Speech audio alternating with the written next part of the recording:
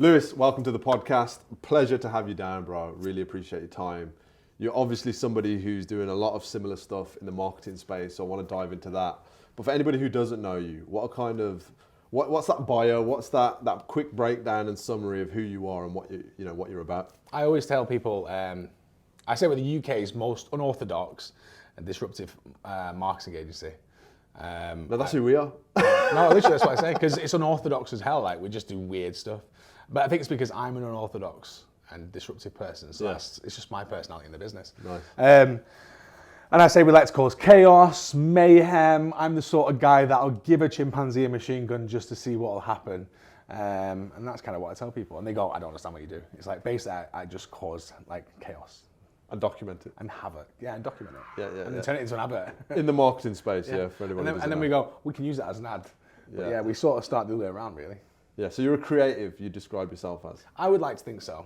I don't know how creative I really am. I mean, I'm not very hippie and vibey. Like, you meet a lot of creatives, they're very airy-fairy and they like to have furry walls and shit as part of their process. But for me, I don't know, I just like coming up with ideas and that people haven't done before and just seeing what happens. Right, so let's talk about your background. So obviously the first thing that stood out was you went on to The Apprentice and you were obviously broadcast to millions of people. What was that experience like from the real person who was on it, not from just the outward-facing production standpoint? Yeah, that was a weird point. So it obviously happens months before it's on TV. Yeah. So when we filmed it, we get sort of a lull in the summer. I remember waiting for it to come out. So we finished filming like June, or July, like June. I think it was around June. And then we had like 3 or 4 months in the summer, and then it started to get hyped up for like September. It sort of got announced. Yeah. So it was like a quiet period in between. So I'd kind of got over the whole thing. I'd forgotten about it when it came out. Similar to Dragons then. Yeah, it's really weird. Oh yeah, you did that as well. I saw that actually. I saw the episode. Yeah. Filmed months in advance, and you move on with your life. Yeah, and then you forget, and then it comes out, and it's like, whoa, I forgot. Yeah. I think in terms of it coming out on TV, it was interesting for me. I mean, I always saw it as an opportunity to see if I was the sort of person supposed to start a business. Because at that point, I hadn't really done anything. I've always wanted to. I'd studied it. I'd been freelancing for a few years. I was reading all the books, listening to all the podcasts, going to all the talks. I'd just never actually done the do. I've never started what I wanted to do. So I was just in that process of, am I the right guy? Could I be the person to start a business? Yeah. That was kind of for me. It was like a test. Am I that person? Yeah. What was the experience like though? So did you enjoy it? Was it everything you thought it would be? I know there's a lot of auditioning that happens. How does it work? I think I enjoyed the process. I think it was like, for me, I used to say it's like an escape house. Like, go escape rooms. Yeah. Like each and every day was like a different challenge or something happening, which was quite unique, and I quite liked that about it. Yeah. I like fixing things and solving problems. I think after a while it got a bit boring. It was like 2.5 months.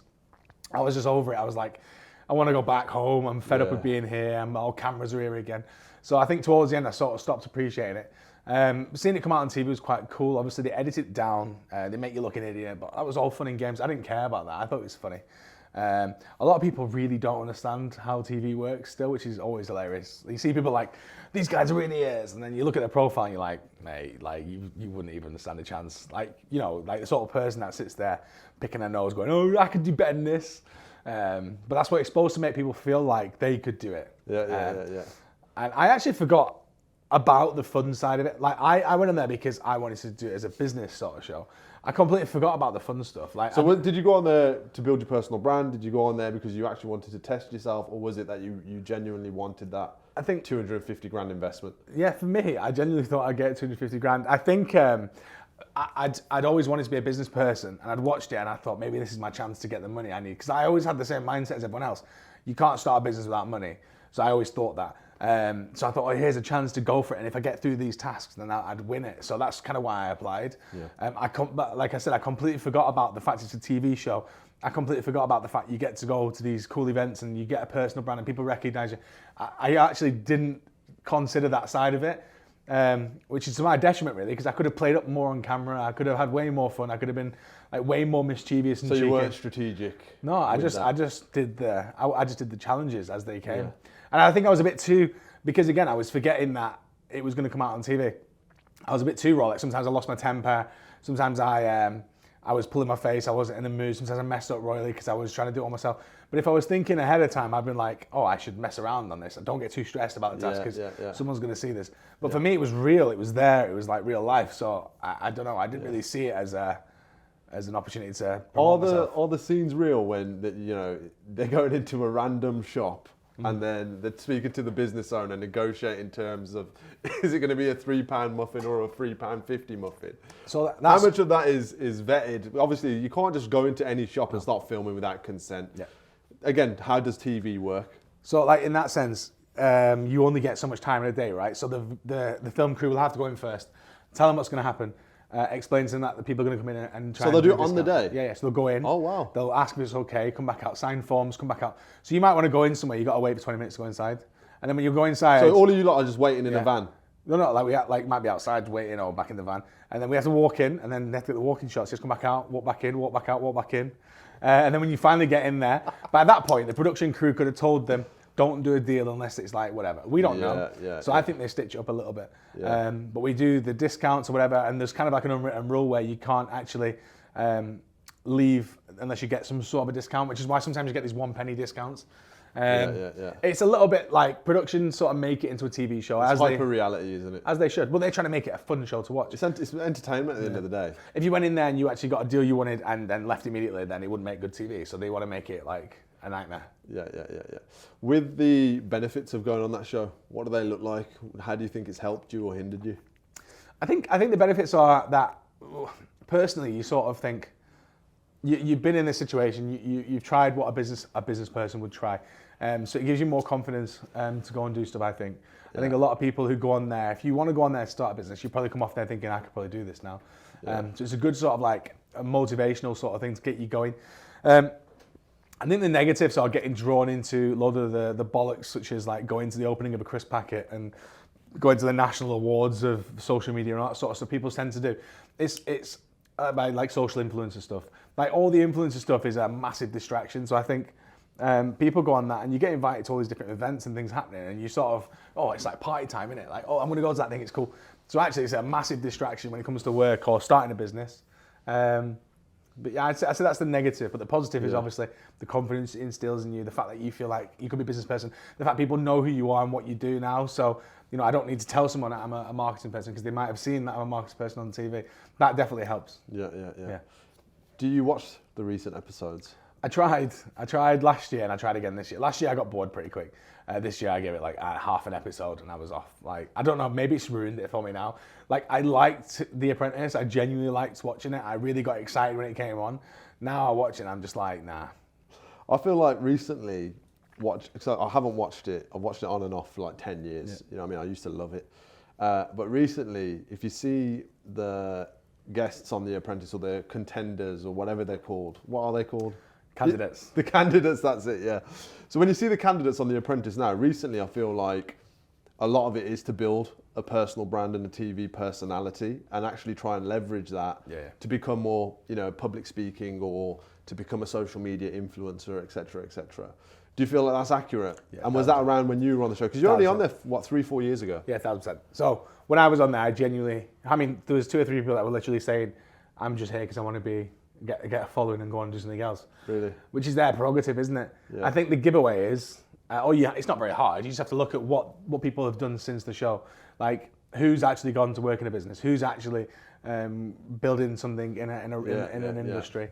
And who's trying to get fucking sponsored by a Boohoo Who's trying to do a brand deal? Yeah, do you know what I mean? Yeah. For me, looking at that, the longevity, I'm like, realistically, let's talk about like S Club 7, biggest band in the world, massive. Where the fuck are they? So they're like 10, 15 years later. Icons though. Right? But the point is, the whole world at their fingertips, like making millions and millions and millions. But even they went into extinction. So how far realistically can you go as a reality star? You go on a TV show. How long do you think that's going to last? Probably no longer than 10 years.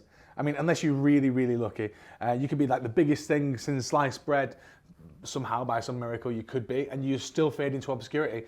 So where's the longevity in that? And I just look at it and go, what's the fucking point? What is the point? Like, if I wanted to be a reality star, I'd go on something like fucking Love Island or something. Do you know what I mean? You'd be on a lot of, that's one thing you see. You see a lot of the same people on different shows, don't you? Which is interesting. So what is this motivation in business? You've mentioned it a few times now. Could I be a business person? Where does that stem from? That stems from, So I'm from quite a poor background. Like my mum's been skint, big family, extended family, never really done anything, right? So that's my history. Like I'm from Rochdale. It's known for the highest rate of teenage pregnancy. Rochdale? That's their like claim to fame. Highest rate of teenage pregnancy. Anyway, like, And I'm assuming you avoided that. yeah. But like the thing is, Or you were part of it by being one of the teenage pregnancies. I avoided it, thank God. But we moved away when I was a kid, and I think for me, seeing that and going, this isn't what I want. And then I went to work abroad for a few years, and I was in a ski resort, and I was around some very successful business owners for the first time in my life at 19, 20. And I just got chatting to them, asking questions. 9 times out of 10, they'd started a business and exited. They were a finance person. They'd all gone to university there. So the lessons I was getting from these guys were the first time I've interacted with people like this in my life. Right. They're saying, you're not going to make money as a holiday rep. You're not going to make money working abroad. Go and do this, do that, and the other. And I was like, good point. I want to have what you guys have managed to achieve. So that was the first sort of thoughts, cogs turning over about business. And then I came back to the UK after being kicked out of college 3 times. I decided I'm going to go to university. And obviously it's difficult if you've never gone to college. So I had to like do a foundation degree, and I chose business. And then I thought, I really enjoy this topic. It's the first time something's actually ever engaged me. So I did a bachelor's in business, and then I found marketing in there, and I was like, okay, right, well, marketing could be a cool way to be a sort of a consultant. I always saw myself as a guy that goes and fixes businesses. That's what I wanted to do. So then, I did the marketing masters, and then came out and went into marketing. So throughout sort of my youth, I was working in nightclubs and bars, holidays overseas. Then I went into sales a little bit while I was at university and working in bars and clubs again. But the flip point for me was there's meeting those entrepreneurs in that ski resort, because I'd never been around those types of people before. It's the first time I'd ever experienced it. So you obviously had a master's in marketing, and then you went into the 9 to 5 industry in the marketing industry. What do you feel stopped you from at that point just going out on your own? Because a lot of people right now are just starting agencies on a daily basis with 0 experience, and I'm actually one of those people. Never had a marketing degree. Literally finished university, had a degree in sound and media, so it's very a bit of similarity. But then I decided, you know what, I think I can do this, and I think I can learn this. So even after studying for 4 years how to run a business and etc., and then a year and a bit doing marketing, I came out of uni going, I don't know anything about marketing. I know the fundamentals, right, but I don't know enough. And I just thought to myself, like, what's the next steps? And I thought, right, well, I'm going to build a career in marketing now. I'm going to learn what I don't know. I'm going to get the experience that I don't have. And I used the degree to get into a marketing role. All of it was a shit first wage, an awful place to work. But the point was, I was an assistant, then an exec, then a manager, then I became like an e-commerce specialist for a while. Then I went into a marketing manager role. Then I went into agency side, became project manager, working with different departments. So I made sure that I'd done everything. And the saying rings true, like... Sorry, when you say agency side, for anyone who doesn't know, what's the difference between that and what you were doing in the marketing role? In-house is when you work for a company and you've got a team in the business that does all their marketing. An agency is a team within an agency that works for multiple...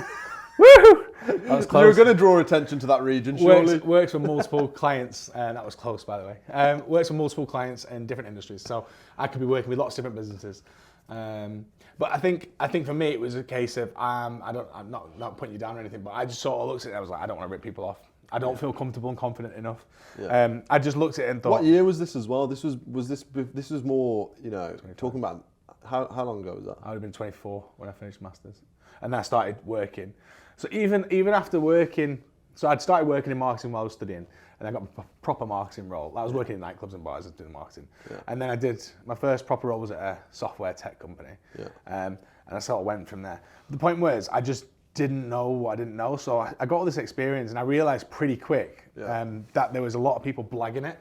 Like even in management positions and director positions, they were just winging it. And what I realized pretty quick was that the marketing had changed that much that a lot of people were struggling to keep up with it, right? So they weren't upskilling, therefore they didn't know what they were talking about. Therefore they were relying and resting on the laurels, what they used to know, to get them through day by day. And I'd sit there in meetings and I'd be like, there's one meeting in particular, I was like, he's just chatting shit. And I got kicked out of the meeting because I had like a bit of a strop. But I just found that I couldn't deal with the whole like winging it stuff. So I wanted to really know how it worked. I even started freelancing to spend more time learning. Basically the idea was I'll work very cheap and free for the first year, in fact. Just learning how to manage clients myself, understanding what I could physically influence in the different channels that they utilize. And you said, what's to stop me starting? I'm really glad I did it that way because I almost would have felt like a fraud, if that makes sense. And I know a lot of young ones now just start a marketing agency because they think that's what it is, just because they can post on TikTok or because they can edit content. These are skills, but it's the ability to see the bigger picture and bringing it all together and looking at the wider landscape, because you might be able to do one good thing, but like how that fits into everything else and the big strategic piece, that takes a long time to understand. You'll probably understand it now because you spent that long doing it. But yeah, I think for me, I just didn't want to take people's money without being confident that I knew what I was doing. That's really interesting, because on the one hand, you've got that education, but the other part is when you're doing these roles, I'd challenge that you're not actually learning anything about how to run an agency. No. You're learning about how to deliver results. Yeah. And being a great marketer isn't synonymous with building a great marketing agency. One, you're running a business. The other one, you're delivering work for clients. And I've kind of had both of those experiences and trying to find the middle ground of, actually, I enjoy working on projects, and I don't enjoy running a business as much as I thought I would with 22 plus staff, whatever it was. And that's kind of the middle ground. So do you feel like you did that for too long before taking your actions? Because 8 years is a long time to. Do you feel like you were playing the safety card as well, that you didn't want to take any risk financially? What's interesting there is, so I didn't know how to do it, right? So Were you ever selling marketing services in those roles, or were you just delivering work? Delivering, but I started selling towards the end, because what was happening was the sales guys didn't know what they were talking about. So I would go with them to sell to clients. I was like, hang on a minute. So now I'm selling the services, and then I'm managing the teams and the projects behind them. So I moved out of doing the do and started to manage the projects. And I realized I was setting myself up to run an agency. A year before I actually left, before the Apprentice, in fact, 2 years before that, I made a conscious decision to start interviewing agency owners. I just went, I want to know how to do it, how to run an agency. So I started picking up the phone and ringing them, and asked them if I could sit down and film them and do like YouTube videos. So this is like back in, I think I was 27. Yeah, and I'd just ring them up and say, hey, you've got a advertising agency. Can I come and sit with you for an hour and film a YouTube video? I want to ask some questions on how to run a business. So kind of like a podcast. Yeah, literally, it's like it's before podcast was like even a thing, right? And they exist. They're still on YouTube now. Like they're still there. And I would watch them back, and it's very interesting to see like my level of knowledge then versus now. But the main thing is, I was making moves to go, actually, like you said, I know how to do the marketing now. I know what good looks like. I've already started working on projects. Now, how do I get from there to starting a business? But see, I took a long time with that, because I think I was trying to make sure I did all the right things, and because I wanted to make sure that I wasn't leaving any areas of any blind spots. Which is why it amazes me now when you get some young one that comes out of university and they go, I've got a marketing company, I've got a social media agency, and it's like, but how? Yeah. Like, so when you talk about your marketing agency, you talked about strategy. So what are the core pillars in your service offering? Because you sound like you've done a lot of work in a lot of different channels. So what are the core pillars in Hustle right now? I think, to be honest, we really go back to basics with our customers, genuinely. Now there's more channels than ever. There's more opportunities than ever before for you to get reach and utilize. There's like different social channels. There's like outdoor media. There's digital billboards. There's all this sort of advertising. So we can get caught up in the different ways to meet customers. We always start with the very first steps is who we're speaking to, understand our demographics, and understand what are their motivations. What are the reasons why they need or would like the service? What information do they need? So again, it's very similar. It's just a consumer buyer cycle, right? So what's the trigger? Okay, they see a billboard. Okay, what information do they see when they see that billboard? What's the next step? Well, if they see that and it's our target demographic, we know who we're speaking to at this point. Where are they going to go to research that information? We make sure we're there. Let's make sure the information is right in that position. And when they start looking between multiple brands and looking, evaluating which way to go, we have the information, the features, the benefits, etc. And then when it comes to the purchase, that's all nice and fluent. It's a really easy transition. And then from there, what's our loyalty? What are we doing to maintain that relationship with that customer and bring them back again? It's easy to win them and influence word of mouth. Some people call it a funnel. They look at the awareness stage and then et cetera, et cetera. I kind of look at it more like a loop. But essentially that's what we do. So we start with who we're speaking to, why might they buy, what are their motivations. Then we look at all the digital touch points and offline touch points. And then we make sure we meet them in all the right places with all the right information based on that person's journey. So when you say offline, so you guys don't just specialize in social media or digital? No, to be honest, right, I would like to say we're more digital, because realistically that's what we do more of. But we do social, we do advertising, PPC, SEO, we build websites, that sort of stuff. Yeah. But a lot of the time, it could be a customer For example, I've got this one where someone might go to their site. So it's how does that journey continue offline, from the online? Like is it all fluent? Is it all in a way which provides them information they need at each different step of the way? Like, or is it going to be a friction point? So I guess I never really let up that generic marketing sort of mindset where I was looking at a business and looking at all the different areas. But I would definitely say we're much more digital. Yeah. With your business model, Swearing in it, by the way. The more I talk, the hotter I get. it's probably that coffee that's riding on your crotch. Do you know what? To be fair, I'll put that down. Do you want some tissues or anything? No, I'm all right. I could do this with my aircon though. It is warm up here today. The more I talk, then. I think it is your energy though coming through the pores. Put the coffee down. Have some cold water. Your teams and your kind of ideology on how you're building this business is quite modernized, isn't it? You're focused on having remote teams. From what I understand, from what we looked at. Talk me through that. Why are you going the remote way instead of the in-house? Or it could be remote in-house, but as in-house in the traditional sense. I think for me, I mean, this all started because COVID took my job, right? Yeah. I had no choice, and no, I couldn't meet someone, so I couldn't sit down with someone and say, "Let's go through this together." So were all your sales face to face? Now they are. They are. Yeah, more or less. Online and in person. I try to meet them. So if it's like initial meet, I'll do a Zoom call, maybe a second call. If it's like London based, then probably won't get down there. But if I can get to them, I will do. I try to go face to face because I think you build more relationship talking to someone face to face, right? But in terms of team members and remote work and all that sort of stuff, well, I mean, realistically, I couldn't meet anyone. Offices weren't open. The word was getting around that people were going to start working from home, and they did. So I was like sat in this era going, maybe you don't actually need a team. Because again, when you said before you started, you had this vision of an office. I always thought maybe I'll have an office. Yeah. And looking around the landscape, thinking, I don't think it's going to be the future.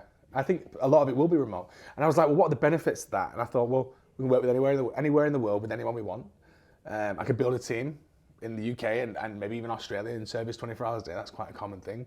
And I was like, okay, maybe my agency will be fully remote. And the other benefit there being that I don't need to have to look for someone in a vicinity of a certain area with the right skill set for a job. Like, I don't need to find the best SEO based in Manchester. I could find the best, sorry, I keep burping on this coffee.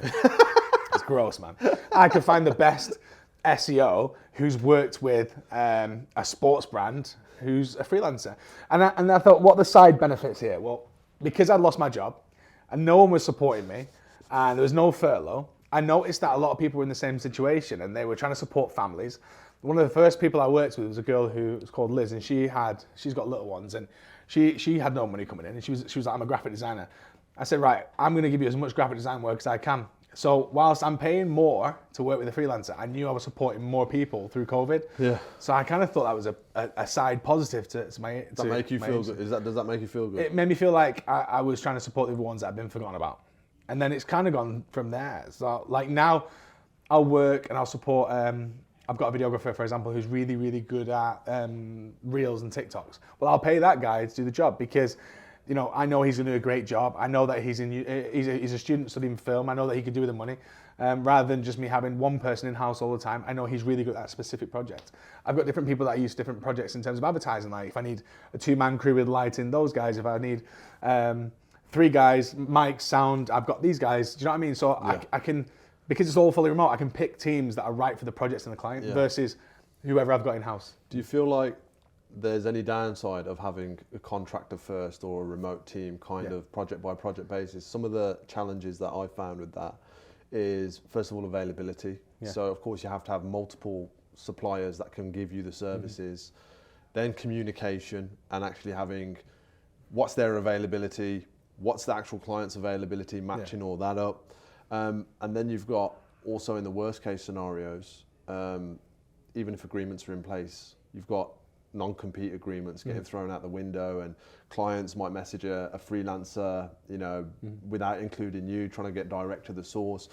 What are some of those challenges that you're facing? Because it isn't, I can sit here and say, for real, contractors can either be a blessing or a nightmare. I think all of them are real and validated concerns.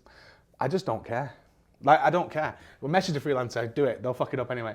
Because there's a reason why I'm not just going, okay, you got a video job, go and do a video. It's not that simple. I'll spend 2 or 3 meetings with that person, explaining to them why we're doing what we're doing, checking the work, doing my edits first, make sure it's done, then it goes to a client. Get them to do it directly, and it won't be the same. And I know that because my experience comes into play with the project management. So now. you're actively project managing I those. personally get involved. You're heading up strategy and account managing that. There'll be a point at which I won't be able to do them all anymore, at which point I'm going to hopefully get another one of me, and they might be full-time, right? Yeah. But at the moment, like, I'll find the right person for the job, and I'll make sure, for example, we had an advert filmed the other week. I had like 17 people filming, multiple cameras, drones and everything. Very, very solid brief, solid script, and it came back and the edit is dog shit, like dog shit. The filming, the quality, the content is great. It's been put together like, I don't even know how to explain. It's such an anticlimax, isn't it? When you get that file back, you hit play on the Dropbox link or the Google Drive or the WeTransfer, and then you're sitting there thinking, how has this gone so wrong? Really, really highly rated team that will work on it, really highly rated editing team. They're really, I mean, I know them. So my response was, what the fuck is this? And they're going, well, that's not very helpful feedback. And I was like, no, seriously, what is it? Like, because we discussed the thought process? Even the sound behind it. Like, it's supposed to be this ominous advert, and instead it was this fucking drum and bass ridiculousness. And the point is, I don't worry about contractors going direct, because I know that there's a part which I play in this, which is pulling it together and making vital. sure. Yeah. So the client values your input. Well, exactly. Well, exactly. And even if they tried on their own, it probably wouldn't be the same, right? Yeah, so there's that. There's the thing around the negative side of it, which is, well, it costs more. It definitely costs more. Like, if I want to get a really good shit hot person on something, I'm paying more. But I could hire in-house. But I know that there'll be, I don't know. For me, like, we'll take videographers as an example. If I build a video team in-house, I've got 2 video guys, an editor. I've done it. Would they be able to do every project I want, or would they have their limitations? Let me tell you the limitations. I've got a very unique thing where I've kind of gone through yours, and then my whole thing was, what's the next phase? All right, we've got the freelancer model. Everyone's getting great results. How much better could the results be if we have this in-house and people dedicated to these projects as priority number 1? No other distractions of their other projects or their other availability, whatever. With the creative team, it was one of the hardest roles I've ever had to hire. I had 2 videographers. Creatives, for me, massively lack accountability and professionalism. And that's why I feel like the freelancer model suits them way better, even if they want a full-time gig. Because finding a freelancer who's motivated, professional, accountable, turns up on time in the creative space, a videographer, for example, and then giving them all of the projects that they have to work on, rather than the projects that you say, hey, I got this, do you want to jump in on this? And them saying, yeah, I like that, I think I can do something good with that.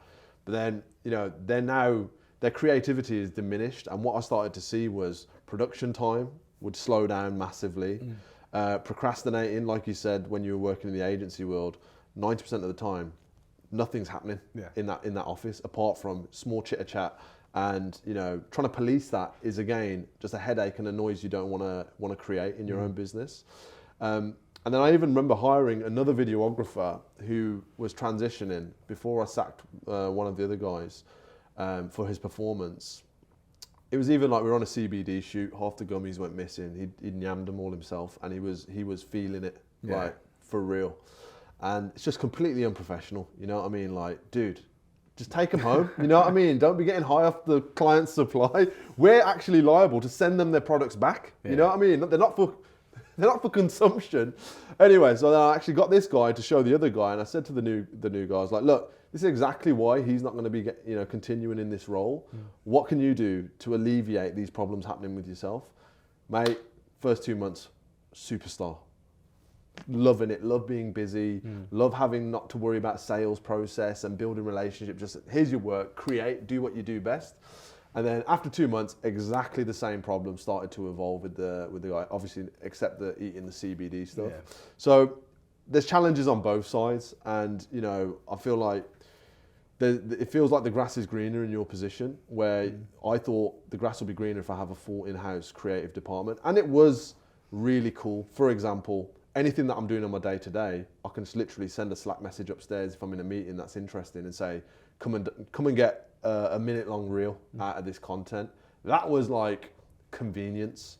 But beyond that, it was actually more headache than it was worth. The other problem was you're holding them accountable. Now you've got to performance manage them, upskill them. They're reliant on you to get the best results. So you're having to put flooding loads of time into this person for them to actually get the result. And then obviously getting rid of someone, it's so easy as a contractor. You don't hit the mark, we're not working together again. But with in-house, you've got to performance manage them out of the business, which can take 6 to 8 weeks legally. You know what I mean? So that was kind of my experience with it. And, you know, I'll just really throw caution to the wind to say, you probably don't have to switch what you're doing right now. You know what I mean? Like, if it's working, in most cases, I'm sure it's not like that. You don't get dog shit back. No. But like, this is kind of the hybrid model now where you can have core team members in place, but you can also have remote contractors who are dedicated to your work. And that's exactly, I mean, bear in mind, to you guys, I am only my 3rd year, right? Yeah. I don't know. I'm still learning every single minute of every single day. I know how to do marketing. I know how to do these different channels, but really I'm still learning what works best for me and the clients. All I want to do with every client is make sure that I provide the best return on their investment, right? And that involves me trying different things like, okay, well, that guy wasn't very good at this, but that girl might be great at this. That doesn't quite work, maybe we'll do that. So a lot of the time, it's easy for me to flip out contractors. Okay, you're not the best, so swap them out. So the next one's a different lad there filming. That sort of stuff works for now, but I do definitely believe that in terms of project management, that's the most vital part of what we're doing here, because everyone's off doing their own bits and pieces. It takes the person in the middle to bring it all together, and that person in the middle has to have that strategic mindset and go, okay, well, how does that tie into the bigger piece? How does that tie into the offline? We're doing an advert over here. How would that link to, and how might that affect the SEO team? So having that mindset and also feeding back to each person. So, you know, here's the points of edit. Change that website development. Okay, last website I did, there was like 700 points that I wanted changing because it wasn't conversion friendly. It looked great. And again, this is the problem. A client could go to a web dev and say, I want a website, and they'll give them a website. But they don't know what they don't know, right? So when they start using it, or they're having issues with it, or they're running ads to it, and they're like, why is it not converting? It's because the web dev thought it was a great website, and it was. But they don't know what they don't know. The client doesn't know what they don't know. So there's a person missing from the middle. I found this in agencies, and this is only when I started project managing was it very, very apparent. Everyone works in silos. Social team, SEO, web devs, PPC, everyone's in silos. No one talks to each other. Correct. And the person in the middle who's responsible for all this and talking to the client is the project manager. So I definitely see that's how the setup's going to be. I think our core team will be more or less project management, and we might bring in an in-house videographer to do our own stuff, but realistically, and bits and pieces of social. Yeah. You know, we might bring in a couple of PPC guys who might work full time because they're just PPC's technical. It's pretty much the same thing. But I definitely believe it'll be hybrid. I definitely believe that we'll be flipping out creatives, and again, the ones that are not willing to upskill. And this is very apparent right now in terms of content creation. Like, you know, when you've got things like TikTok rearing its head, even the way in which TikToks are being created now has changed in the last 2 years. How that impacts Reels, Shorts, Facebook Reels. So a social media person right now, unless you're fucking on the ball, you wouldn't be noticing all this. You might just go, oh, I've been doing this for the last 2 years. I know what I'm doing. It changes that fast. You need to be upskilling, and I think those people in-house would be great, but then, like you said, kick them up the arse and be like, well, actually, this is changing. And so you've got to have that one eye on the landscape. How is AI going to impact copywriting and content and captions, and how is that going to be influencing people's websites and web development, and what things are happening in terms of chatbots and whatever. I like learning this stuff, so I need to find other project managers like me that are willing to learn. You're actually passionate about technology and marketing, aren't you? I think for me, the biggest thing that I want to do, again, I'm building an agency. I do this because it's not a traditional agency, but I'm building an agency because that allows me to work on projects that I enjoy and what I think will make me happy and help me grow a successful business. Yeah. But a lot of it is about constant learning and constantly looking ahead and going, what's coming down the line? How might that impact us? Yeah. And how can we use that for client benefits?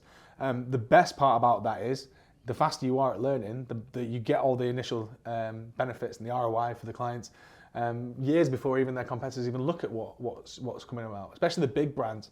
My biggest pet peeve right now is speaking to a potential prospect and them going, oh no, we've had the same agency for the last 10 years, we're fine. We signed up, we've got multiple agencies, had them for like 10, 15 years, not a problem.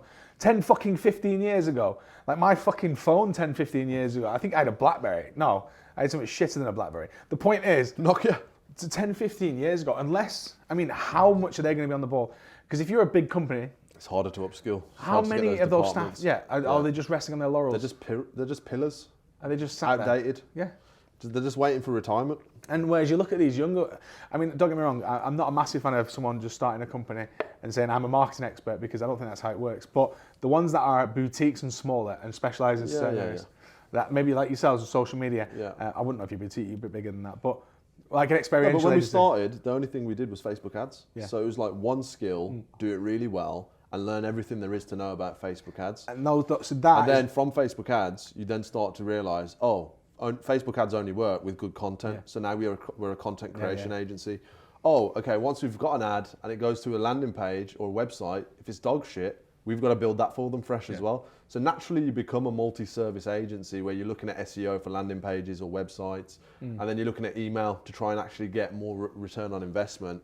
So it all just naturally developed into a multi-service, but it wasn't like, we came in, I didn't come into this saying, I say we came into it, I was on my Jack Jones, you know what I mean? But I came into it knowing I knew nothing as well. And for me, I was lucky, I had a coach, I did nothing for 3 months. And then this guy coached me on Facebook ads, and I sold my first 2K retainer after that 2 weeks later. Before that, I was doing every one of those services that I could ever imagine up for £300 a month. Yeah, that's kind of how I started. So who was your first client in that first 365? What was the deal value? What did you give them? Well, the very first client I ever got as a... on your own, yeah. Oh, so I lost my job, right? And I had no choice, and no one was hiring. So what did you do? Everyone else on furlough. I just put a fucking post out on LinkedIn going, I am seriously fucked now. Like, I lost my job on camera during a podcast. So I was on a podcast like this. Whilst you were a staff my phone member? Rang.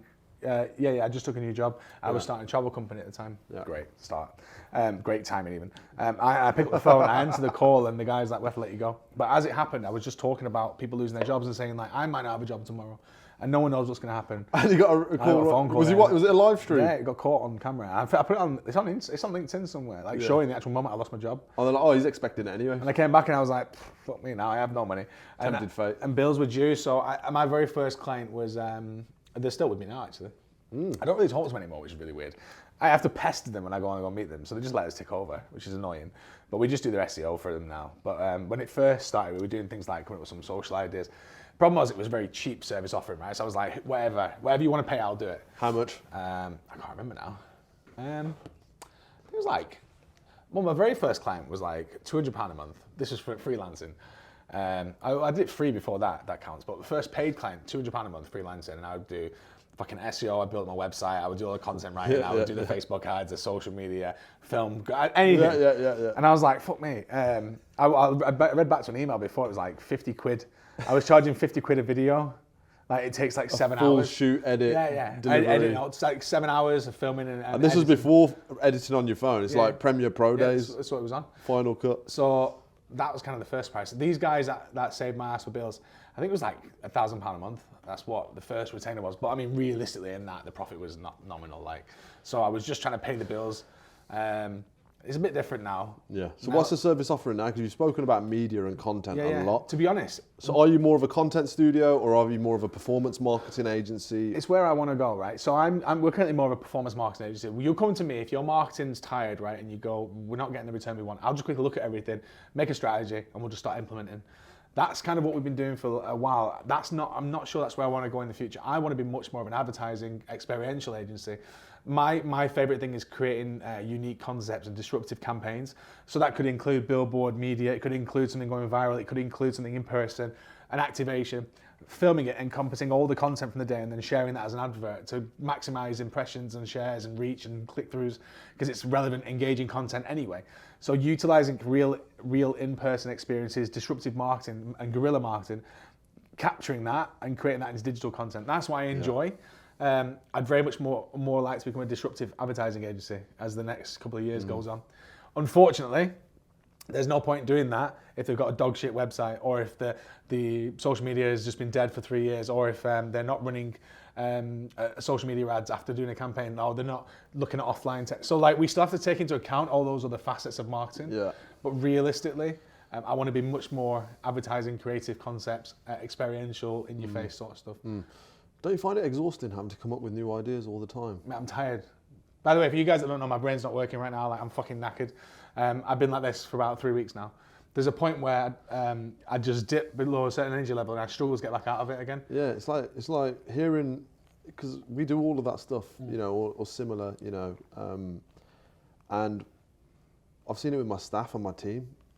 You know, they have capacity for X amount of projects to create new ideas, to take inspiration, but burnout occurs really quickly because those activations as a marketer take serious strategy, research and thought, especially when you're doing it in multiple niches. Yeah. And it's fucking tiring, bro.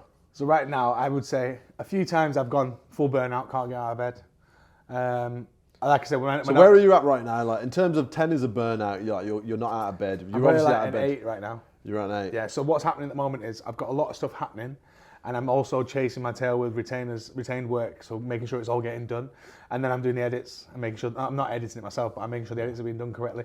Which is why when something comes back and it's absolutely awful, it really pisses me off because I spent 3 or 4 days making sure you knew exactly what we were doing. How would you react if you had a full-time project manager that you now have removed yourself from? What I'm hearing That's is my next step. Yeah, what I'm hearing is you're making way over the top level in terms of volume of decisions. You've got a million decisions to make in a day about their campaigns, about billing, about client management, communication. It's a lot, bro. And what would your response be to anybody who, let's say you hired the project manager, which seems like the solution. Yeah. And now you've removed half of your decisions, you've delegated like all entrepreneurs should. And then you see the campaign, you don't have any, you're disciplined, so you stay away from it. I'm paying you to do this, so I'm gonna let you make the decisions. Yeah. And then when you see the campaign get published, the client comes back and says, this is absolutely not what we were expecting. Yeah. What would your response be to that, and how would you feel? I think if that was the situation, if that happened, I'd be mortified and gutted because it seems like you've got a lot of integrity. Yeah. What I'm hearing is you're making all these decisions because you really care about the work that goes out. Similar to myself, but that can only get you to a certain volume. Yeah. And then the next step is, how do I entrust and train people to make those better decisions without you? And that stuff can become prevalent. It's like a disease. I'm definitely at the point now where I am actively looking to hiring project managers, right? Definitely one for start. And I've already started allowing myself to meet people and be around them, and I can see their weaknesses and their strengths, and I'm like, you're going to take ages to get up to scratch. The only thing I can do is spend enough time with that person to bring them up to what my level of good is. I know it sounds silly because everyone thinks that they're good, but I don't know. I am really fucking anal when it comes to, like, people have worked with me and gone, I didn't even know like you could be that detailed. Specific. Yeah. And it's because I don't know. I think I've been doing it such a long time. I can quickly spot things that are not right, but then if I go into detail, I can list out all the things. I need to get someone else that's got that same eye. So you can't just pluck that out of thin air. You've got to find someone who has an appreciation for the different channels, has maybe worked in those different fundamental areas, those core areas of marketing that you'd be doing on a day-to-day in digital, has a passion for marketing, has a passion to doing a good job. I mean, I don't even know how you train that, to be honest. And if, for example, a campaign went out and it came back awful, I use the word dog shit a lot. It's not actual dog shit, but like, if it is actually not good. It's a category. Yeah. It's where I put things when I'm not happy. But like if it came back and it wasn't good, then it's on me, and I've got to make sure I spend more time with that person again. And then I've got to apologise to the client and probably fucking never work with them again. One thing I have got good at is not losing my temper. When I first went into this place, into this space on my own, I'd be like, fuck you, not bad, I'm not working with you ever again. What, to contractors? No, like someone would be really, really rude to me. Oh, clients? Yeah, they'd be really rude to me. And they're used to being rude to people because they're the ones paying. But I would be like, I'm not fucking talking to you ever again, because don't speak to me in that sort of way. Yeah. Don't get me wrong, I still have that I don't work with people who are rude and disrespectful, but the point is, I've stopped losing my temper. I've taken emotion out of business now, so I don't feel personally offended when someone's rude to me. I know it's because of a certain reason. Or when they don't like the work. Yeah. I slow myself down, and you know, I'm like, actually, yeah, I agree. I can see your point of view now. I think that was a hard switch for me to move away from being so reactive to things. Yeah. I've always been that way. Like I told you, I've sat in meetings and gone, yeah, chatting shit, sort of thing. Yeah. So I've always been that way, inclined to slow yourself down and actually go, why might they be reacting this way? What can I do to fix it? And not taking it personally if someone doesn't like something. So yeah, I'd be gutted just because we didn't do the right job for the client, because all I really give a shit about right now is making sure that whatever we're doing for a customer and a client is the best physical thing I could possibly come up with. What's the outcome that you're aiming for here, bro? Because you've talked about, you know, fulfillment, in the work that you're doing. You talked about hiring and taking a bit of the decision making away. Like, why are you doing all of this? What's the actual end goal for you as it stands right now? I think for me, the only thing I've ever wanted in my entire life is to run my own thing, build my own thing. I want to just build things. It sounds stupid, right? But I enjoy marketing, I enjoy business and consulting, therefore marketing agency makes sense. I enjoy building that up. I want to build it up and just sort of let it run on its own. Like, I'd like to be there, but let it run. I've got a travel company that I'm starting to build now, right? We've just got all our licenses and regulations approved, which means I'm going to build something else. I really like building stuff, and I like to make sure I build it in a way which is, I'm happy that, okay, that is it's the best version of that thing that I could create. Yeah. For me. Do you feel like you're efficient in your role? Probably not, no. Why not? I spend a lot of time faffing around everywhere. Like, I'll have a massive advertising campaign happening the next day, and I'll get bogged down in the wording on an email that's going out, like for a client's email campaign, and I'll be like going through like a fine tooth comb, ignoring the fact that tomorrow I've got 17 people turning up to a shoot and I need to go and get something for whatever. How do you handle that pressure? That responsibility? I honestly don't. I used to get stressed. I used to get worried. Now I just do. I don't know. It's very hard to explain. Again, I call it. This is very much a startup phase for me. It's definitely still a startup. I just do things and just get on with it. I don't moan. I don't piss and moan. I don't worry about it for too long. People are always like, "How are you not stressed?" I'm like, "Oh, I've got these 7 things I need to sort out by tomorrow morning." And if I have to stay up till 4 a.m. and then sleep for an hour, I've started napping in the day if I need to. This is inefficient working, but this is what is involved in starting a business. That you have to be willing to put in that effort. There's all this talk around, like, you see it a lot of time. People saying, "Oh, be careful of burnout, look after yourself, etc." I fully agree. I'm aware of it, and I know that's what you should be doing. But can you really do that if you're doing it? If you're building a business, most of the ones that are saying it have been through the rigmarole where you have to just give it everything you've got. So it's easy to look back and go, take a break, but realistically, when the pressure's on and shit's hitting the fan and you've got 4 or 5 things you need to be sorting out and there's no one else that can do it, you've got to get stuck in. You've got to stay up late. You've got to have 1 hour sleep. And I don't think there is any other way. So, but is it efficient? Is it bollocks? Like, efficient would be charge way more money for what I'm doing, build a bigger team, and then start allocating those team members to those projects. That's the awareness that I'm having now. Just charge people more money. Because I am undercharging myself by at least fucking 50% at the moment. Do you reckon? Yeah, 1,000%. When I realised, I got chatting to someone and listening to what they charge versus what I charge, I'm like, there's the big issue. Wow. So you said before you built a team of 22, I couldn't even figure out how to start building that team because whilst the money's coming in, project by project, I'm paying it out. So I might spend £3,000 on a videographer over a month. I could afford to hire a videographer for that price, but it's as and when. One thing I found about building teams, and that was the peak, and that was when I had my son. And then from there, we've slowly just moved team members, shrunk things down because I'm not in a position that you're in right now, which you're kind of in that scale-up mode from startup to scale-up. Like, we've obviously been doing this for 7 years now, this is our 7th year. And that was the agency I wanted, and it was all in my mind, like, and it was an ego thing for me. I wanted to walk in, I wanted to see teams, I wanted to see, and it was also a challenge thing as well. It was like, what would it be like to have departments? Oh yeah, that's my PPC department. 4 media buyers in that room.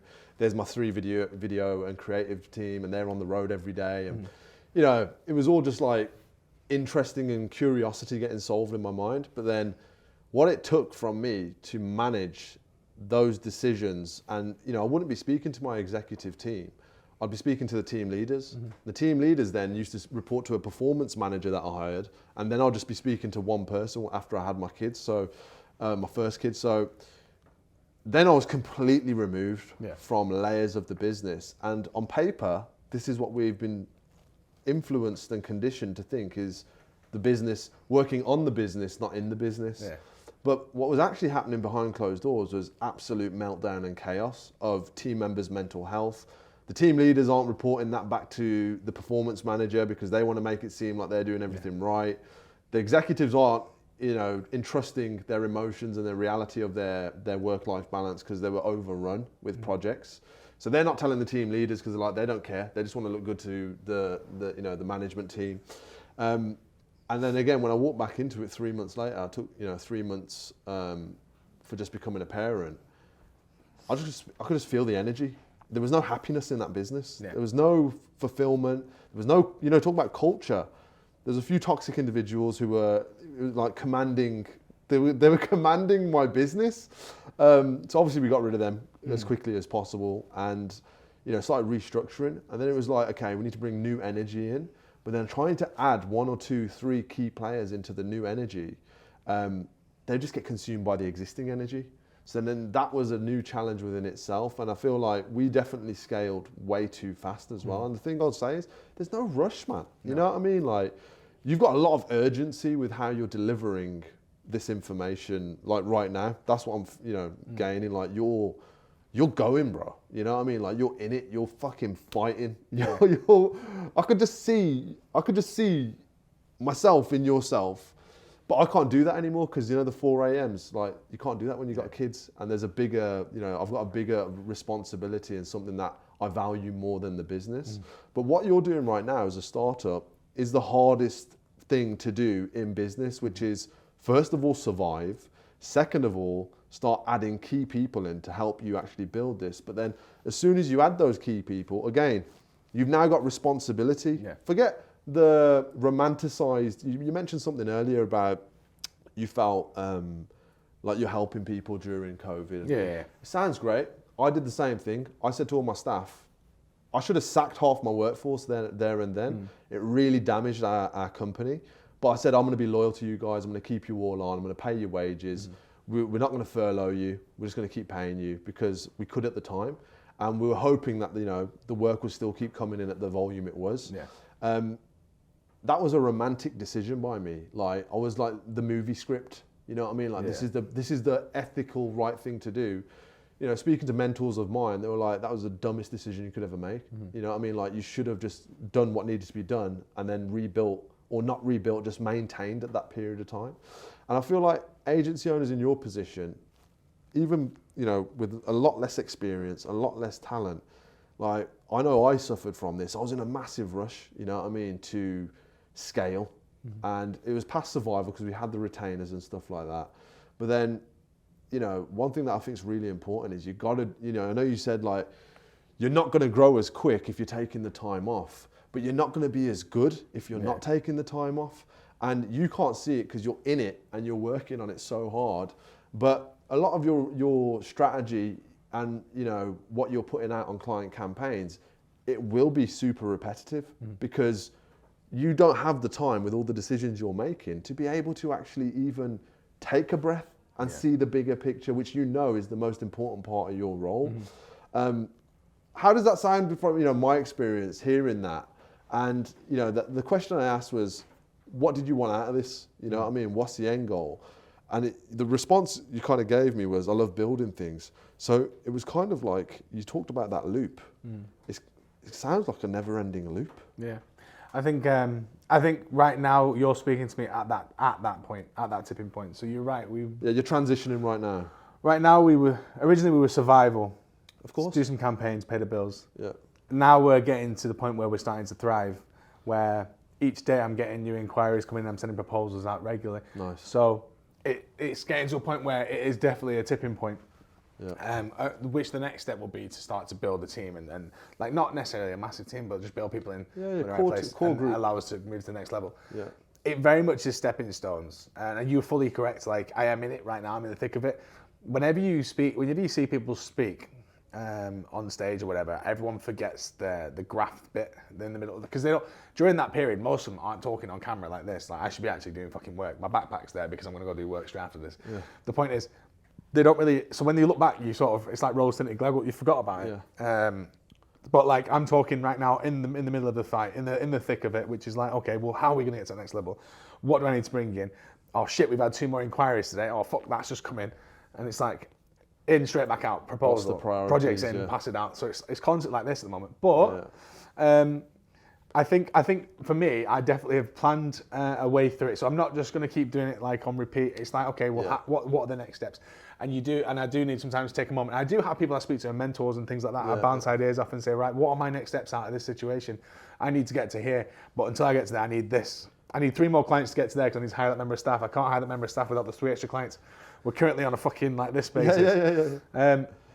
So yeah, I think you're talking to me at a point where I think in a year's time from now, it'll be a very different story. Yeah. I will hopefully have started to move myself back onto, I mean, I like client side and managing projects, right? So I like speaking to clients about what they need to be doing. Delivery, and then passing it out. And then the day-to-day, so okay, the campaign's gone now, who's going to pick that up and make sure it's right and check the edits before it comes back, etc. Yeah. I won't be doing that as much.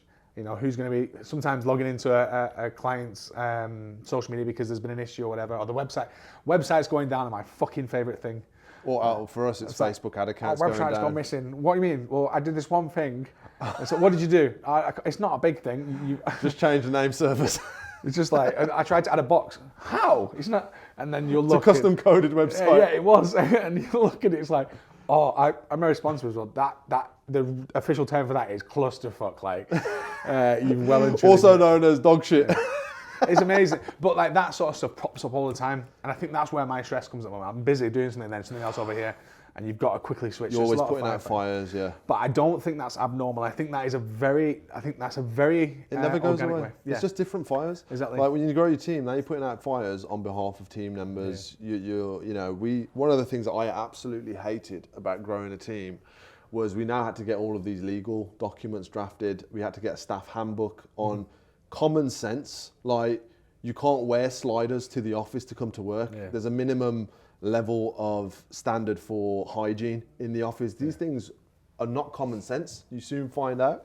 So then it was who said what to this team member. Then you've got the internal office politics. Yeah. So and so's desk is a mess. He's always got empty lunch boxes of tuna pasta that he's been eating that stink, and it's just like, Jesus Christ. It used to just be so simple. Yeah. And honestly, sometimes I look back and you think, because as you grow bigger and bigger, unless you're charging more and more, which eventually you're going to get to a cap where you're outpricing your market, you've got a set margin. And the bigger you grow, usually the more cost you incur, the smaller your profits are going to start getting. So it's obviously that economies of scale, bigger pie, smaller slice, but it's still a bigger slice than your smaller pie. And, I think you're definitely onto the right.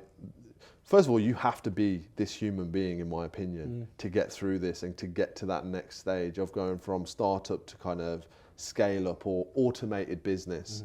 But my concern, just from doing this is also, bro, you're going to need to chill, man. Yeah, I know. Is the income you're making right now what you deserve to be making? No, it's a fuck. Your salary, your wage. I barely earn anything. I just pay everyone else. I always make the joke. Sacrifice is huge, bro. I know. To be honest, I think, but this is it, right? So I genuinely believe people, it's a certain type of person. So like everyone has this idea that you build an agency, you make loads of money. We're billing, and we've done we're billing 6 figures. I'm living on less money now than I did in my fucking first job 7 years ago, 8 years ago in marketing. So do you know what I mean? Like, it's really humble of you to admit that, by the way. But it's part and parcel because I use that cash for other things that are more important. I just pay the bills. I don't give a fuck. Yeah, you're investing in your business. Like you mentioned that holes in my jeans. They're massive because I can't be asked buying new jeans because I don't need them. I've got bigger things to worry about. Yeah. And it's not like I'm scared of any money. I can get money from anywhere. But the point is, it's about sacrifice. What are you willing to sacrifice to get to where you want to be? What are you willing to give? And people think it's easy. They go, "Oh, I'm that guy. I'm an entrepreneur." Yeah. That's a fucking wanky statement. What do you think about entrepreneurs? I hate someone calling themselves an entrepreneur. You're not. You're just someone who wants to be a business person. Cool. Don't call yourself an entrepreneur because that's something that gets given to you. When you get where you're going and you've had multiple businesses, then you can call. Then you get called it, and then you can call yourself it.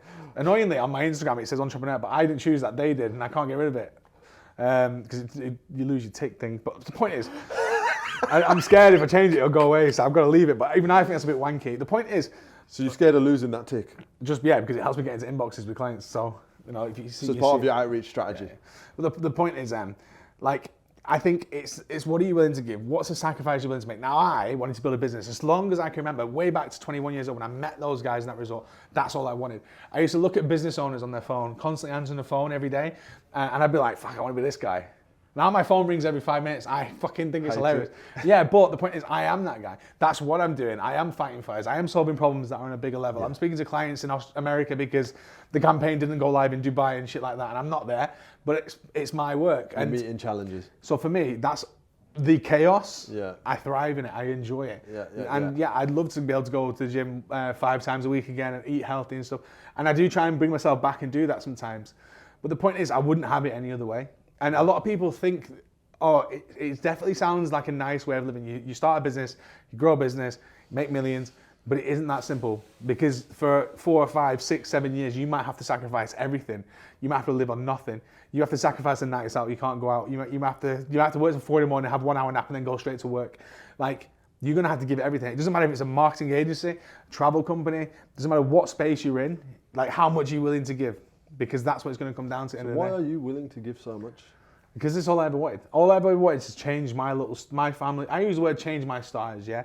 My extended entire family have always been poor. We've never had anything. Like, I'm not saying poor as in like homeless poor or anything like that, but like really like from a poor area with no money, surviving on benefits. That's all they've ever had. That's the circle they were in. That was the revolution that was part of it. And everyone in that family goes the same way. My mum moves away from it.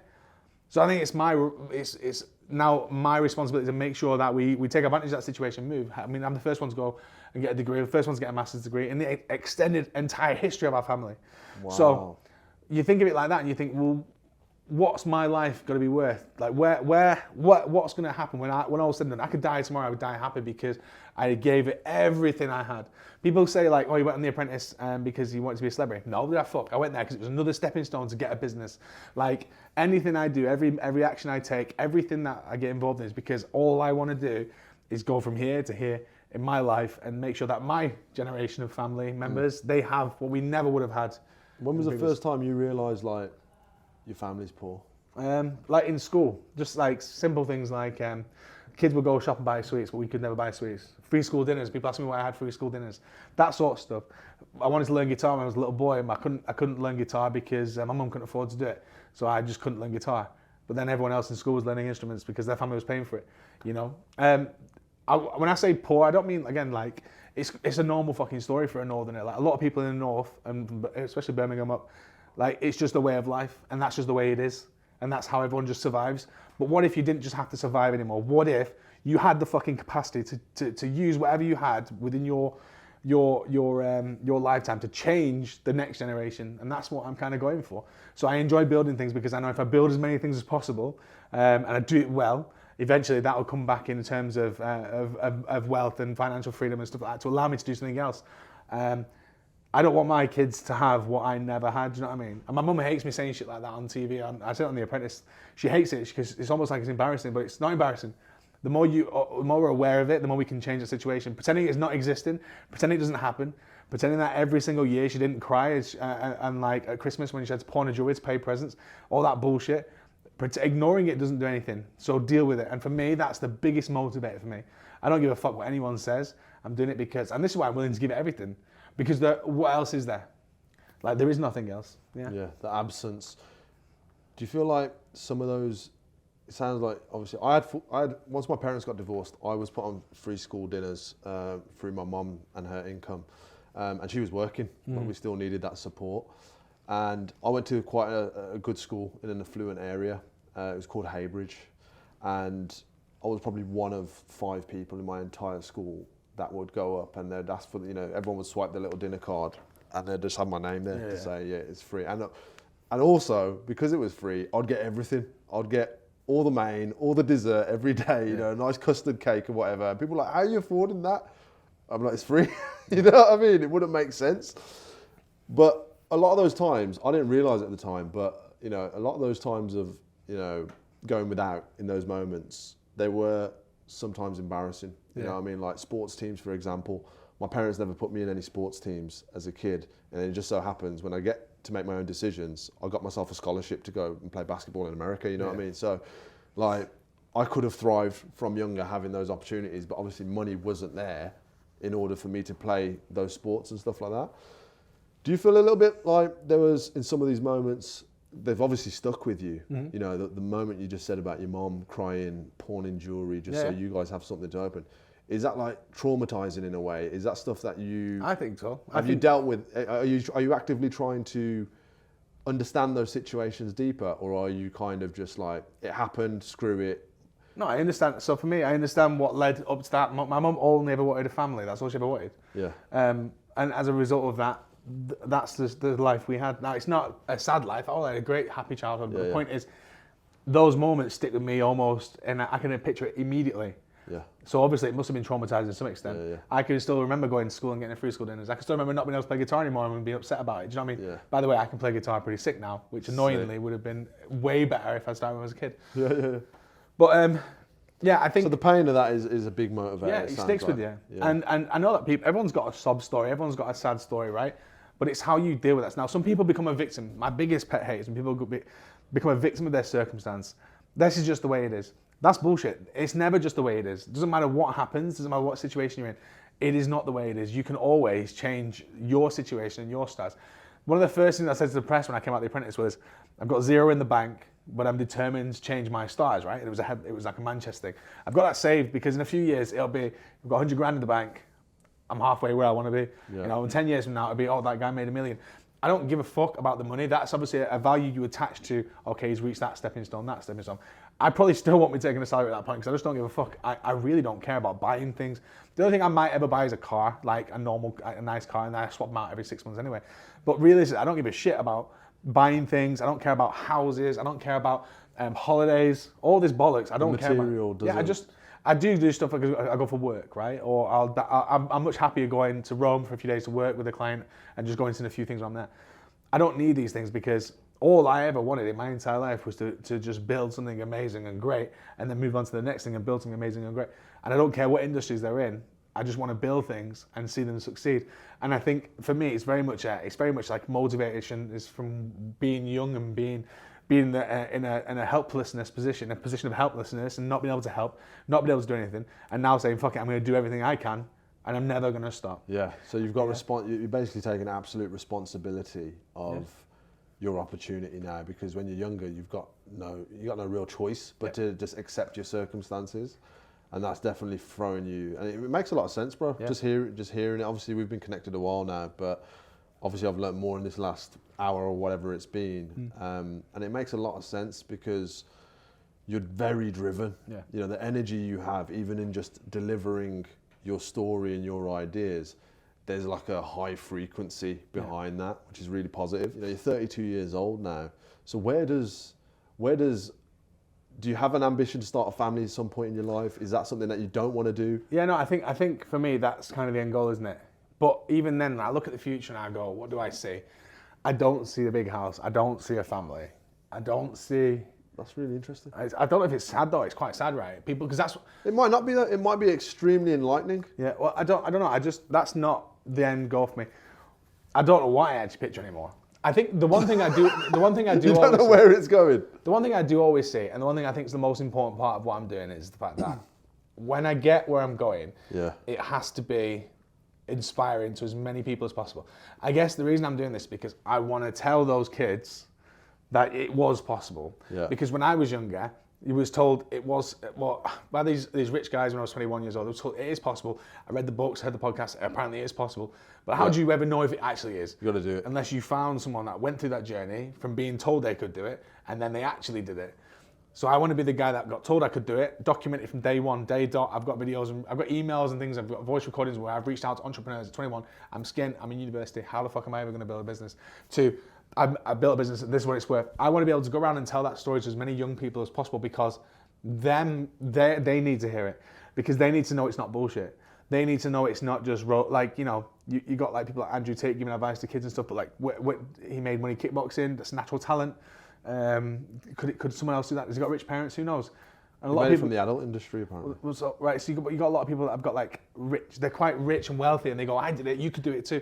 And you look into their history, and actually, you know, it's almost impossible to replicate exactly what they did. But it might have been old money. It might have been inherited and that sort of shit. And you're like, "Oh, that's bollocks." So, what do you think about people who aren't self-made in terms of, you know, what they achieve? Because there's a lot of people on social media who inherit wealth, which is just normal. Not my cup of tea. Like if you're rich for rich's sake, then go cool, man. But I guess for me, there's no like fight in them. I don't see I guess it's not like I don't value or respect them. It's just they just don't have a fight in them. There's a certain fight, right, in people that I respect. If you've gone through the rigmarole and you've built something and you are somebody because of that, I respect it, and therefore like I admire it. I think I've met a lot of people who are just, for example, I've got a couple of friends whose mum and dad are really loaded, give them credit cards and they spend. I have no admiration for them. There's no sort of deep level like, go on lad, go on lads. You're killing it. It's none of that. It's just, the buying shit. Like, it's just not, I don't feel anything nonplussed. And I think for me, I seek out people that I admire. Like, I seek out people that have been through that fight. And I'm inspired by them as people. And then, you know, I'm fully motivated by them. I'll have deep conversations with them. So I don't think negative of someone who's got wealth. I just don't think, if you've not been through that fight, you miss out on so many lessons that you're not my type of person in terms of, like, I couldn't have a deep conversation because you wouldn't. It's like a lion talking to. You can't relate. You can't relate to them because they haven't shared in the same graft. We're two different environments. Like, we've lived different lives. Like, which is why I don't go to, like, I don't vibe with going to. I've been to a few influencer stuff and events and parties. A lot of mum and dad are rich and stuff like that. And I'm like, we've got nothing in common. Why would we? We might go to the same thing, might like the same things, we might like have the same interests, but deep down we've got nothing in common. So, and that'll always be the case. Yeah, it seems like you're not attracted to those shallow relationships. But they don't realise that they're shallow, because why would they? They've never had it any other way.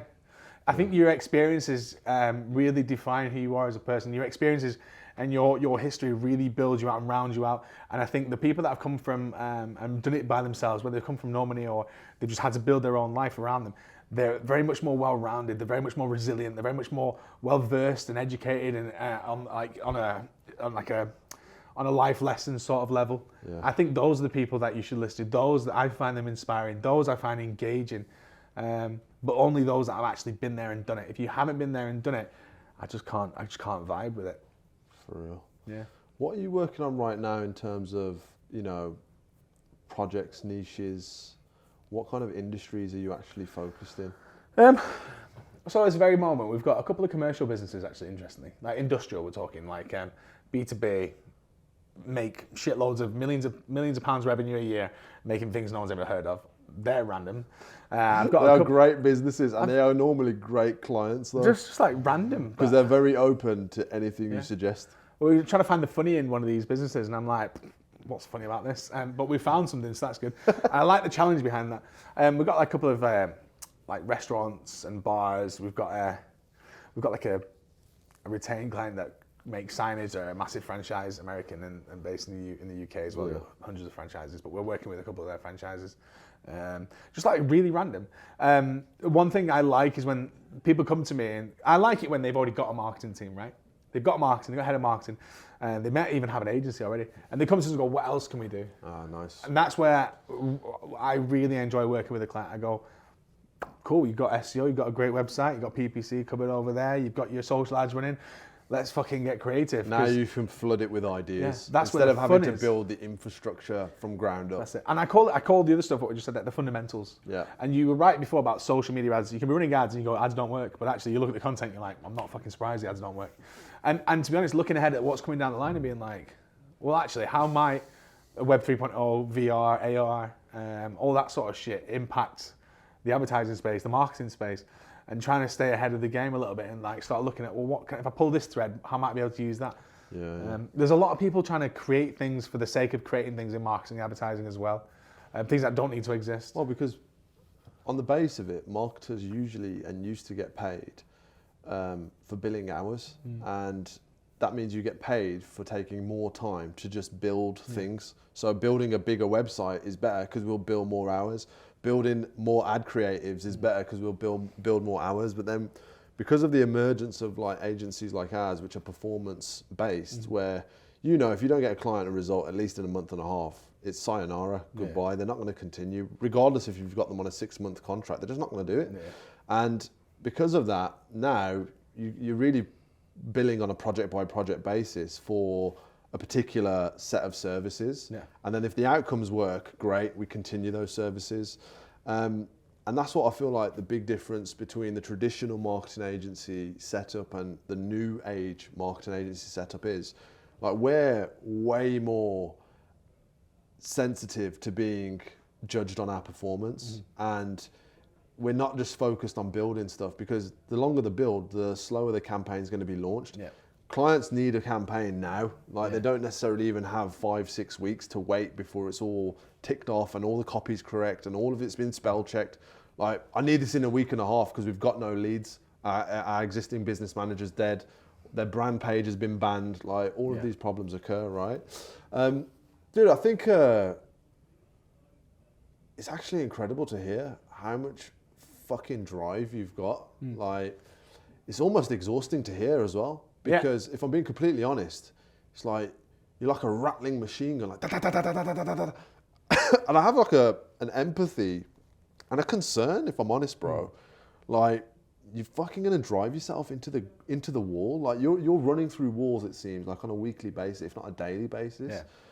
And I really want you to get some help as soon as possible. Yeah. And, you know, I'm very excited to see where it goes as well. But the last thing I want to ask you is, like, if you just pull out of your life right now and you're the Truman on the Truman Show. I'm not sure if you've seen that movie. Yeah. What advice would you give yourself right now? Because you're not in the first 365, but you're in that startup first journey. Yeah. What advice do you think that you need to hear right now, and what advice are is circling around your mind? The other thing that I keep trying to tell myself is that to give myself time to like go to the gym, to cook my weekly meals like I used to. Yeah. To just, because otherwise what happens is I'll get to a period I'm really busy, I'll be eating shit food all the time, not sleeping, and I'll get ill. Yeah. And that's where full burnout occurs, and I'm ill, I'm down for ages. Yeah. So to avoid that happening, when I get to a point like I am now, where I'm really, really busy again, Yeah. and I'm running around, I need to stop, put the laptop down, for example, at like 8 o'clock at night, get up in the morning, go gym, and then eat, and then work. So it's putting the structure back into my days. Yeah. And it's very hard, you'll understand as well, as you're building a business, have a routine and have a structure, and it will constantly change. Yeah. But I'm at that point now where I'm back to full capacity, really busy again, and it's like, okay, take pedal off the metal, because everything will always be urgent. A client will always need a campaign tomorrow. Like on the way down here, I had clients emailing me, and I was pulling over a coffee, and I was like, oh fucking hell. And it was like, I'd done it last night because I knew it was going to be mentioned today. But the point was, like, how urgent is it realistically? Like, is it going to be the end of the world if it's today or tomorrow? Like, no. But if I treat everything really urgent, then it's going to be a problem. So I need to learn to put the laptop down, and things can wait. Because every client and every person I work with will always need something yesterday. Feels like you like to please people. It's not necessarily please people. I like to just know I've done a good job. Yeah, but you did mention earlier, like, you don't want shit work because you care about the performance on your name and your integrity and your brand. So maybe it's not about pleasing people, but you don't want to upset people. It's more, I think, you're only as, for me, I see I'm only as good as the last thing I worked on, the last thing I touched. So realistically, I could do a fucking banging campaign, does really well. I ain't got time to celebrate that because I've got the next one coming and I need to be ready for that. But it's always, like you said, I work on a very much performance-based basis, right? If we're not doing a good job, there's no point in us existing because someone else will do a good job. The big brands will say, well, we can beat that. So it's not so much about pleasing them. I don't care if they're happy or, I mean, they will be happy, but really, I don't care if they're angry at that point. If I know it's going to work. As long as they get the result, if it's going to work, they're going to get a return investment. He might be angry now because he doesn't like, I hate the creative. I hate the creative, but then it works and they go, oh, you're a genius. That's fine. They've employed me to tell them what to do, not to be told by them what to do. Do you know what I mean? Yes. But as long as I know it's going to work. So yeah, I think for me, it's more about making sure they get the results and being at a level where it's like everything is how it's supposed to be and there is no blind spots. You know, little things can sometimes ruin credibility. 100%. Like fucking the other week, it was like a hashtag was spelled incorrectly on social media. Like irrelevant because it still works anyway. But the point was, it was like, oh, fuck's sake, man. Oh mate, when I talked about giving teams responsibility, and then a client will they'll just supersede the account manager, the exec. They'll just come and email me straight away. And I've never even spoken to them. They've come through an ad, they've spoke to sales, they've gone to delivery, they've gone to their account manager. I've not even known that. I know the name, but I don't have a relationship. And those, for me, are the biggest depressants in my business. When I see that dagger and it's 6 paragraphs or 4 paragraphs long about the service they feel they haven't received. And a lot of times it's unjust. You're like, no, you have received everything. You're just unorganized yourself and you don't have operational maturity in your business to know how to work with an agency. But then sometimes they are just, well, previously they have been. And that for me is the biggest drain on inspiration and energy, because it's like, you just feel like throwing your laptop out the window and saying, forget it. I'd rather not disappoint and have people sign up for this kind of service with this kind of team member than even do it at all, because it creates that stress. I think for me that's it as well. Same thing, but different way. So if I paid someone to do a job and they're not doing that job, what the fuck am I paying for? And that really pisses me off because it's like, that's my money. I'm giving you my money to do a good job because I know you're the right person. And in your case, you're hiring someone, you're giving them money, you're hiring them. That could have been your money. I could do it better than you, so why am I not doing it? Yeah. And that pisses me off, especially when a client comes in and says, like, this is a spelling mistake, whatever. And I'm like, well, fuck, why have you done that? Like, you can't train that out of people either. Like, download Grammarly. Jesus Christ, it works every single time. It's always a little thing. It's always something tiny, like a spelling mistake or a video edit, and it's like the sound cuts off too soon, or there's a voiceover, or there's a swear word in it, or whatever. Yeah. And it's like but that's a high level of detail, which I feel like I've developed over the last 3 years. Yeah. Because 3 years before that, I probably wouldn't have noticed these things because that yeah, wasn't my. They said integrity of on the expertise. line. Yeah. It wasn't my credibility and my integrity on the line. So yes, you didn't care. You just don't care as much. it's not even that. I just didn't know what I didn't know to look that detailed. I make a mistake, so what? Fix it. But then now it's like make a mistake. Fuck, I made a You're mistake. fully accountable now, aren't you, dude? We could talk. I feel like for at least another 5-6 hours. No, I appreciate especially with how much you've got. You've got a lot going on. I appreciate you coming down. What was that piece of advice apart from routine? It was just get your routine back together. Yeah. You think that's really important for entrepreneurs? Yeah, I think if you're going through the scale up, because this is exactly where we are now. We're going from startup to scale up. We're going from survive to thrive. Yeah. I think when you get to that busy period, try and find the time to actually go and eat well, to go to the gym, to make sure you're sleeping. And it is easier said than done because I'm going through it right now. I'm finding the time to do that. It's much easier to say it than do it.